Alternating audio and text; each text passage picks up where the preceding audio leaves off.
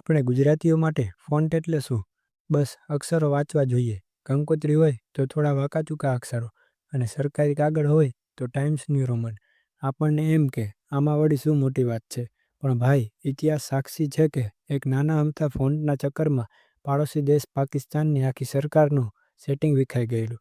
પાકિસ્તાનના પૂર્વ પ્રધાનમંત્રી નવાબ શરીફ અને એમની દીકરી મિરિયમની, જેમને દુનિયા ફોન્ટગેટ તરીકે ઓળખે છે, ચાલો જરા આ હાઈ પ્રોફાઇલ ગોટાળા પર નજર કરીએ અને સમજીએ કે સાચા ફોન્ટ વાપરવા કેમ જરૂરી છે. વાત જાણે એમ હતી કે 2016માં પનામા પેપર્સ લીક થયા. એમાં ભાંડો ફૂટ્યો કે નવાબ શરીફના બાળકોના નામે લંડનના પોશ વિસ્તારમાં મોંઘા લક્ઝરીસ ફ્લેટ છે. વિરોધ પક્ષે હોબાળો મચાવ્યો કે આટલા રૂપિયા આવ્યા ક્યાંથી?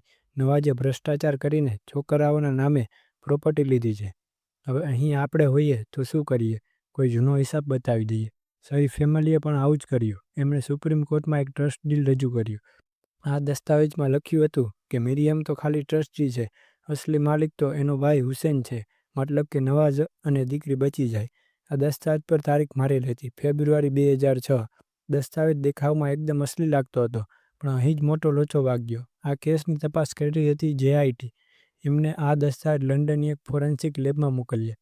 ત્યાં રોબોટ રેડલી નામના એક ગોરા સાહેબે બિલોરી કાચ મૂકીને તપાસ કરી તો ખબર પડી કે આ દસ્તાવેજ કેલેબ્રી ફોન્ટમાં ટાઈપ થયેલો છે. હવે ધ્યાનથી વાંચો, અહીંયા જ મેઇન ગોટાળો થયો છે. દસ્તાવેજની તારીખ ફેબ્રુઆરી 2006. માઇક્રોસોફ્ટે સામાન્ય જનતા માટે કેલેબ્રી ફોન્ટ લોન્ચ કર્યા જાન્યુઆરી 2007. મતલબ કે જે ફોન્ટ હજુ દુનિયામાં જન્મ્યો જ ન હતો એ ફોન્ટમાં મિરિયમે 2006માં સહી કરી દીધી. આ તો એના જેવું થયું કે આપણે 1990ના આ ફોટામાં હાથમાં આઈફોન લઈને ઊભા હોઈએ. ચોર પકડાય એટલે આપણે ત્યાં શું દલીલ થાય? સાહેબ આ તો ભૂલથી થયું. પણ શરીફના વકીલોએ ગજબ દલીલ કરી. એમણે કહ્યું કે ભલે ઓફિશિયલ લોન્ચ 2007માં થયું, પણ આ ફોન્ટ 2004થી બીટા વર્ઝનમાં ઉપલબ્ધ હતો. પણ સામે ફોરેન્સિક્સ એક્સપર્ટ રેડલી સાહેબે કોર્ટમાં ધોઈ નાખ્યા. એમણે કહ્યું કે 2006માં બીટા વર્ઝન ખાલી અમુક સોફ્ટવેર એન્જિનિયરો અને કોમ્પ્યુટર ગ્લિક્સ પાસે જ હતું. હવે તમે જ કહો, કોઈ દેશના પ્રધાનમંત્રીની દીકરી લંડનમાં પ્રોપર્ટીના કાગળ બનાવતી વખતે માઇક્રોસોફ્ટના ટેસ્ટિંગ સોફ્ટવેર વાપરીને બેઠી હોય. આ તો ગળે ઉતરે એવી વાત છે જ નહીં. હદ તો ત્યારે થઈ જ્યારે આ કૌભાંડ બહાર આવ્યું. ત્યારે વિકિપીડિયા પર કેલેબ્રીના પેજ પર લોકો તૂટી પડ્યા અને એડિટ કરીને એવું લખવા માંડ્યા કે ફોન્ટ 2004માં આવી ગયો હતો. છેવટે વિકિપીડિયાએ પેજ લોક કરવું પડ્યું.